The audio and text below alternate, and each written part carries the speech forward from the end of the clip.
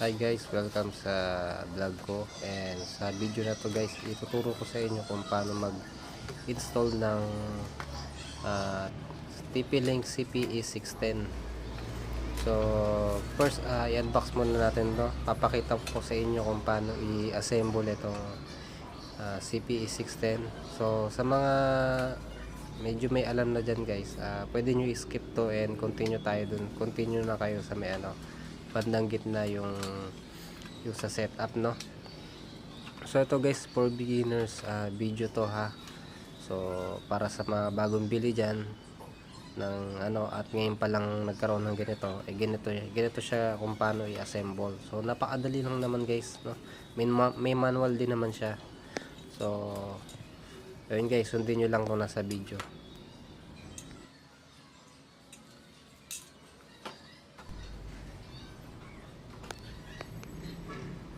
So yan guys, no, meron tayong ethernet port dito.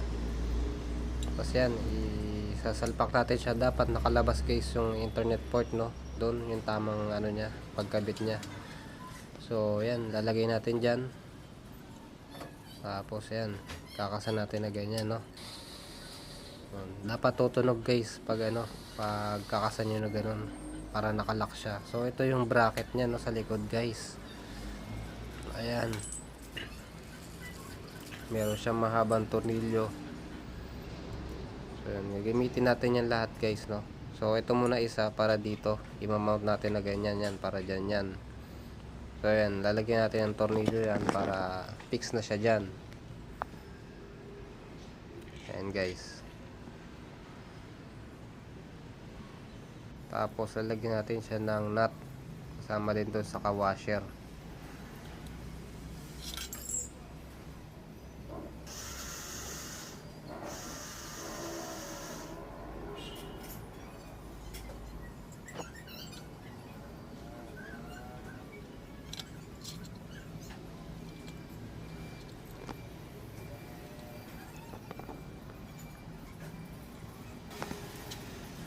So ayan, nagagalaw na siya guys, no. Ano na siya. Tapos ito naman yung bracket para dun sa sa poste na pagkakabitan nyo. So pwede to gawin guys na pag ikakasan nyo na sa poste, tsaka nyo siya ilagay yung tornilyo, no. Pero dito temporarily ilalagay muna natin siya para hindi siya mawala.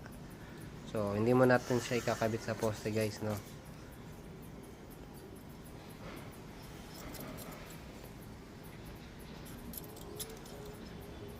Yan, ganyan siya. Doon yung poste guys, sa may gitna na niyan, sa may pagitan ng bracket.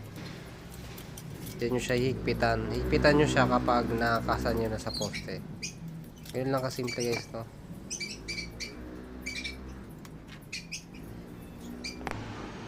Yan guys, power up na natin, no. Yung nakasaksak na pala yung blue guys sa computer. Yung blue na cable na yan, no. Tapos yan, punta tayo dito guys sa ncpa.cpl. Tapos ayan, right click nyo tong internet properties, tapos IPv4. Mag-set muna tayo guys ng IP address, no, para mabuksan natin yung default gateway nya. So ito yung IP address, yan, .10 yung huli. Tapos yan, tapos open na tayo guys ng browser. Type nyo lang 192.168.0.254. So yan, ganyan lalabas. Go to advance and proceed lang. So ito yung unang lalabas guys, no.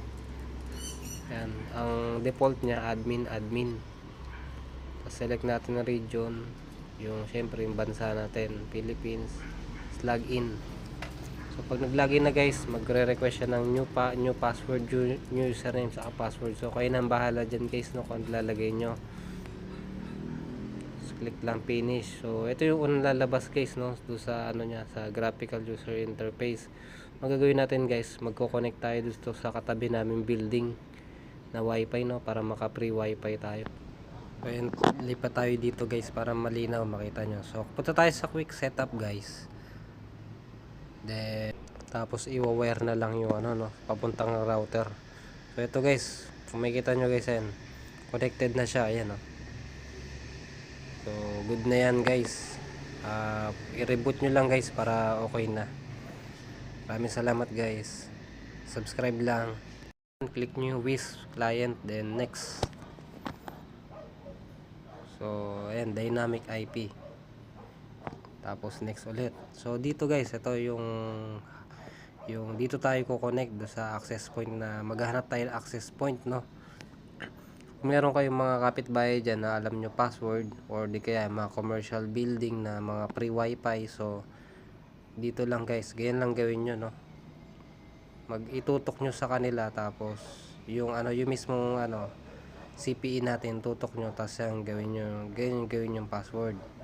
Ay connect nyo dyan, tapos lagay nyo yung password nila kung alam nyo. So yun guys, kung makikita nyo, connected na siya, no? May internet yan, na yan guys. So ganun lang guys. Maraming salamat guys sa pagpanood ng video natin, and hanggang sa susunod na video guys, and subscribe lang guys kung nagustuhan nyo yung video. Thank you.